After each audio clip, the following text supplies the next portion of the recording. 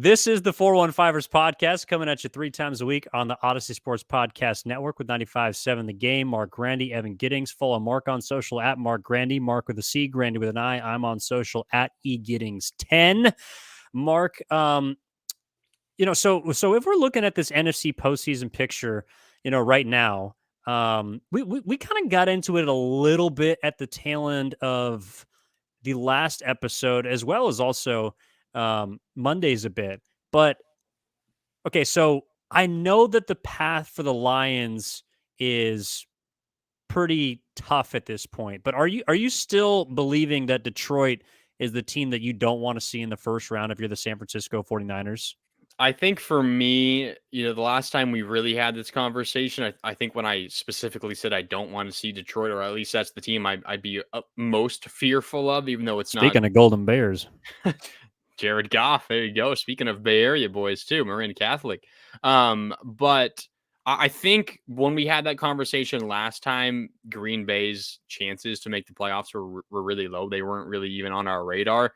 I think I mentioned this at the end of last episode, or it might have been Mondays. They kind of all meld together for me. But I think just the idea of Aaron Rodgers, a team that would have won, 4 games in a row at that point, maybe even five games in a row at that Yeah, point. they were 4-8.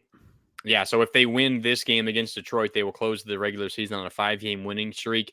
They're still, not a very good team. And I'm not saying I would be fearful that the Niners would get upset, Evan, but I think asking for one of the greatest quarterbacks of all time to come into your house in a playoff game when he has won 5 games in a row and he's starting to kind of figure things out with his young receivers. Their offense has been healthier the last few weeks. They do have a pretty good run game. They have some really, really good corners. I mean, look what they did to Justin Jefferson last week. Jair Alexander is phenomenal, as good as anyone in the league. So I think I'd probably be most scared of them. I probably would put Detroit right in the middle, but I think I would, if I had my druthers, I would want the Seattle Seahawks. I know that feels a little awkward and maybe scary for Niner fans because the last decade has been the Seahawks generally beating up on the 49ers, but I think this Niner team is just so much better than Seattle. And again, I'm not saying that I think the Niners will be in danger of an upset. I'm not saying they'll be on upset alert with any of these three, but if I had my pick, I'd probably say from who I want to play the most to the least, Seattle, Detroit, Green Bay. Interesting. Yeah, I also think that Green Bay would probably be, if we're looking at betting lines, I think any of these teams would probably be a touchdown underdog on the road at Levi's, but Green Bay's line would probably be suppressed the most or closest to a touchdown, maybe 6.5. I'm not too sure, but I'm with you about Green Bay. I think that'd be the most dangerous team walking into Levi's. But here's something maybe you can help me with, Marc, and for those listening or watching on YouTube, kind of ask yourself the same question. The 49ers, and it feels like their fans, have never in recent memory been very afraid of an Aaron Rodgers-led Packers team. I mean, you beat them 2 years ago, or now 3 years ago, the 2019 conference title game to get to the Super Bowl, smashed them.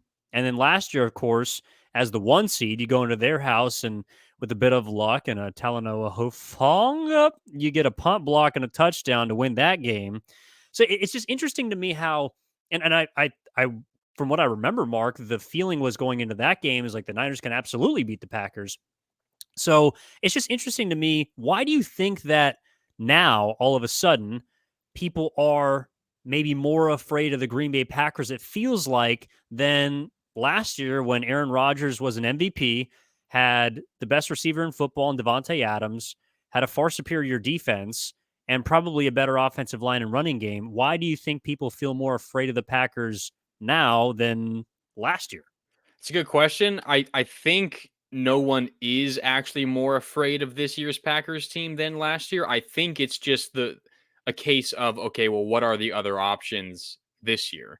And the other options are Seattle and Detroit. Now, I've talked a little bit about Detroit. I really like them. Their offense is as good as any in the NFL.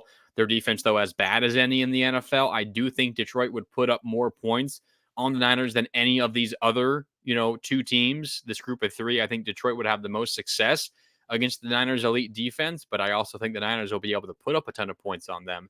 Might not be the case against Green Bay. They certainly have a much better defense, but like if you were to ask me, did you were you more confident in the Niners' ability to beat Green Bay in the playoffs last year or this year? It's an easy decision. It's this year. I mean, this is a better Niner team this year, despite the fact that Brock Purdy is their quarterback, and it's a worst Green Bay team this year.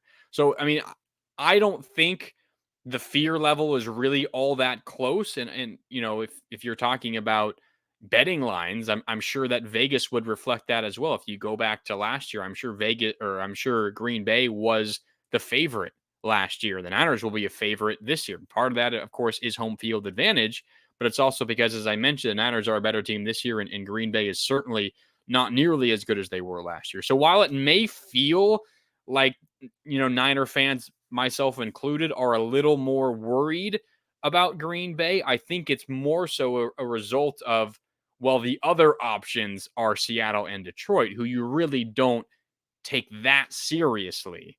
Meanwhile, last year, you were kind of the scrappy underdog going into the top seed's house on the road, playing with house money, essentially, trying to get it done. And it's kind of flipped this year. You are the big time favorite, and the pressure is on you to kind of hold serve. So I think it's more circumstances that kind of gives you this feeling as opposed to actual fear that you might lose the game. Okay. Yeah, that's interesting. I feel that. I also think the fear with Seattle, in addition to it being the Seahawks, is just the fact that you got to play a team a third time. Yeah. And that's always very difficult to do. To beat a team three times in the same season is not easy. I guess if I had to rank my most feared first round opponent, assuming, of course, the Niners are the 2 seed and they're facing the 7, would be Green Bay 1. It would be Detroit 2, and then it would be the Seahawks 3rd. Yep. I don't really think the Seattle team has much to offer against the 49ers. I know that the Thursday night game a few weeks ago was relatively close into the balance, but I think we're both in agreement that never felt like a game the 49ers weren't going to win at some point. It was just a matter of how it looked. I don't think it would be difficult for this 49ers team to beat the Seahawks three times, even though the last game was closer than the first. I just think Detroit is a team that's they're just dumb enough to win in a sense. Exactly.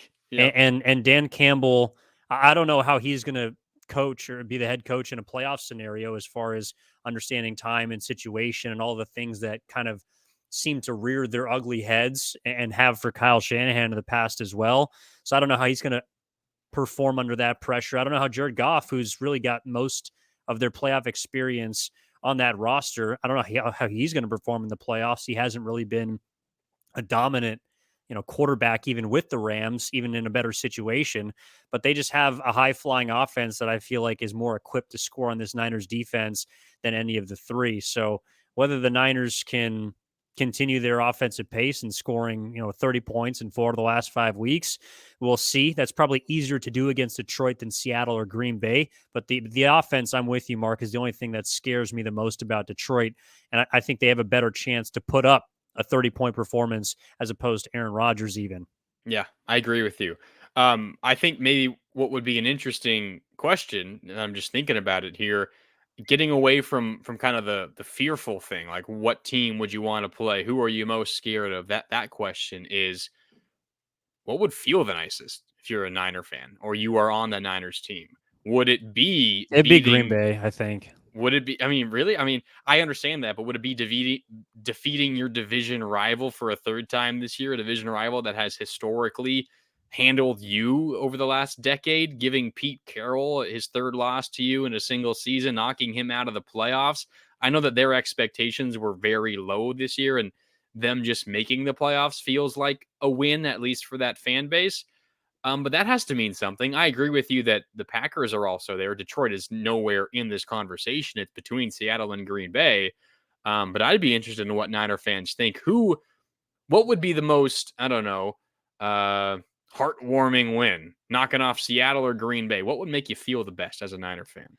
For me, I think it would be Green Bay just because of Aaron Rodgers Yeah. and a guy that has been so highly touted throughout his career and deservedly so.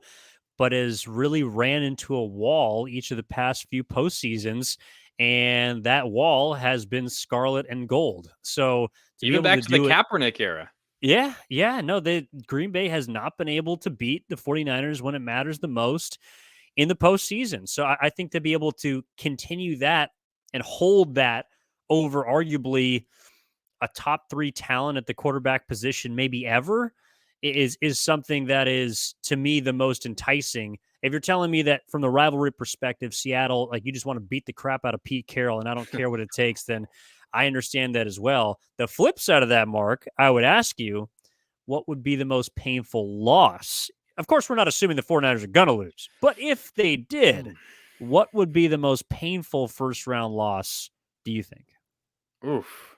That's more difficult for me than the best win. That's what we do here. We ask the tough It's questions. just a tough question. I like it.